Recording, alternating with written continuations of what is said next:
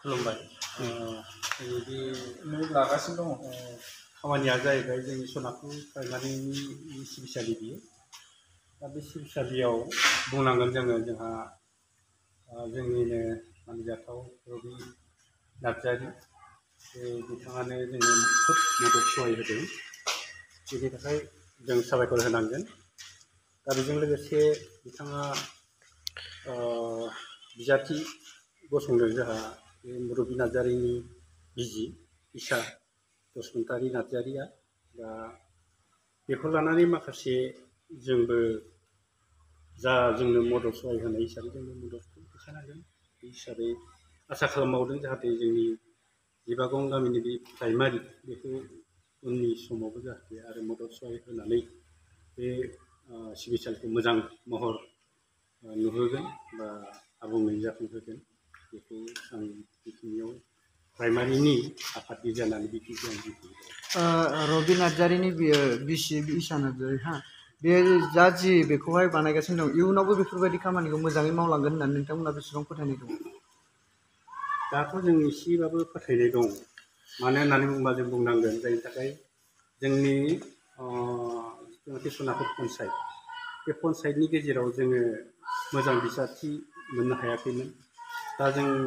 बिथांनि जे कमेन्टनि सायाव जों खोब एसे मोजां फोथायनाय फैदों जोंनि जायनि थाखाय जों सनापुर प्राइमारिनि गेजेराव जों बे गेजेर खलबाव एखेबारे आनडेभेलप जानानै दं बेनि थाखाय बिथाङा जुदि गावनि साननायखौ आबुङै जाहोनो हायोबा जथेस्थ' जोंनो डेभेलपखौ लाबोगोन बेखौ जों आसा खालामनाय दं। दा रबि नार्जारिनि बिसिनो रायजो राजाफ्रा 100% भटखौ होगोन होननानै सानो नामा? बेयाव जों बांद्रायखौथ' बुंनो हालिया अब्लाबो जों फोथायनाय दं आरोखि माखासे रायजो राजानिफ्राय बिथांखौ माने देरहासारगोन होननानै बेयाव जों एसेबाबो फोथायनाय दं आरोखि गरसे जाखायो। मुंदांखा फावखुंगुर जोंहा रबि नार्जारिया बेवहाय नोंथांमोननो ट्रेक्टर गंनै दान हरदों आरो थाव गुबै हरदों होनना हाखौ खोना लानो थाखाय लामानि थाखाय आरो मन्दिर प्राइमारि मन्दिर टाइल्स होनायनिखौबो बिथाङा हरदों होननानै जों खोनानो मोनदों दा बेसेबां सैथो नंगौ बेयो माने सोरनिबा दाथ' जा रबि नार्जारि बेनिनो आंगो बिसि इसा बसुमतारी नार्जारि नामा दा बेनि आन्दाराव जोंखौ दिनै गावनि बिसिखौ मेम्बाराव देरहाहोनो थाखाय रायजो राजानि सापर्ट नांगौ हिसाबै जों गामियाव बा नारेंगुरियाव फैनानै जोंनो नैबे अनसुंथाइखौ होदों माने दा बर्थमान सिगाङाव देरहालांनाय राजनितिकनि हान्जाफ्राबो लिडारफ्राबो माने लामाखौ नायाखिसै दा बियो गाव भटनि सिगां जोंनि गामियाव बा नारेंगुरियाव अनसुंथाइ होगोन होननानै गाव बुंनायलाय माने सानसेयाव ट्रेक्टर गंनै फुल टेंकि जेबो नाङा रायजोआनो खोनानै ला बे हिसाबै जोंनो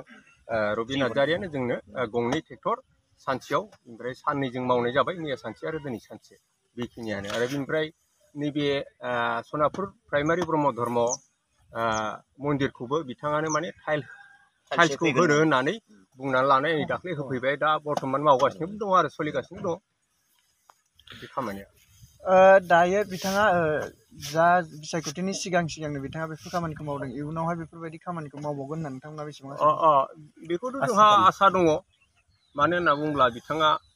जोंनिफ्राय भटखौ बिबाय जेला आरो दा सिगां भटनि सिगांनो देरहानाय जेननायाथ' गावनिसो बाथ्रा जोंथ' होखागोनानो बेनो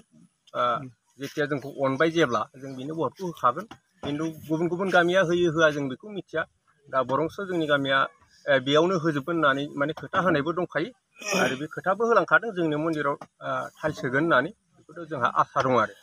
बिथाङा बेफोर निर्बासननि बा बिसायख'थिनि सिगांबो माबाफोर मावखांबायमोन नामा? मावनायाथ' दा बर्थमान सिगांद्राय मावाखै नै दा सोलिफुबाय थानाय जेनेबा बिसायख'थिनि थाखाय देरहागोननि आसायाव दा मावदों आरो बर्थमान दा सोलिगासिनो दं। रायजो राजाफोरखौ नोंथाङा रायजोनि जानानै आरो गुबुन गामिनि रायजो राजाफोरखौ मा खावलायनो सानगोन बे वार्डनि सायाव? दा मानसिखौ नायनानैथ' जोङो दिनै बिथांखौ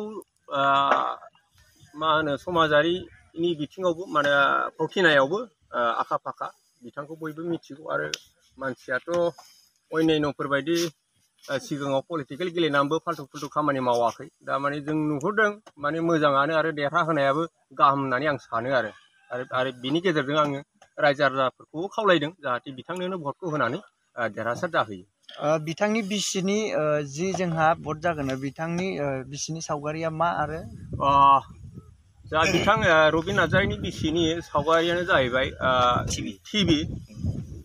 टिभि आरो दा टिभियाव जों जेरै नायनानै गुबुन गुबुन हारिनि मोसानाय मुसुरनाय दामनाय देनाय बायदि बायदि निउस लाइभफोरखौ जों नुनो मोनो थिग बेबायदिनो गावनि दा सोलिफुबाय थानाय भावथिना बा मा होनो नायजाब बा थुनफावथाय बेखौ माने टिभिखौनो नायनानै नुयोबा मबाइलावनो नुयो हिसाबै बिथाङा माने गावनि सायख'नाय बायदि माने टिभिखौनो लादों होननानै जों सानो आरो